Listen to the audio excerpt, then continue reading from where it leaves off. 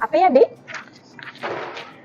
Dulu 3 peringkat, sekarang 4 peringkat, tambah beberapa pengecualian. Terus bagi highlight. 1. Orang kaya tahap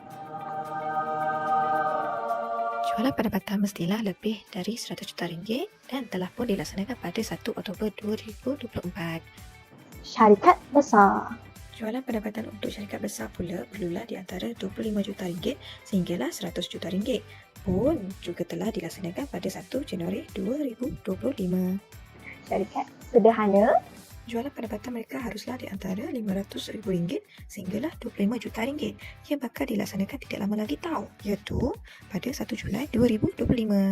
Jangan risau, masih ada sedikit masa lagi untuk belajar. Syarikat kecil. Syarikat kecil pula, jualan pendapatan perlulah kurang dari RM500,000 dan pelaksanaan e-invoice juga pun telah dilanjutkan pada 1 Januari 2026. Jadi, kepada syarikat kecil kita masih ada masa yang banyak sekali. Jadi kita boleh belajar perlahan-lahan. Syarikat mikro.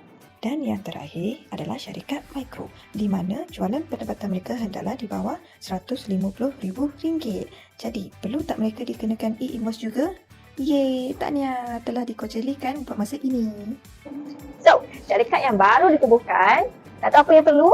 Jangan lupa follow untuk seterusnya.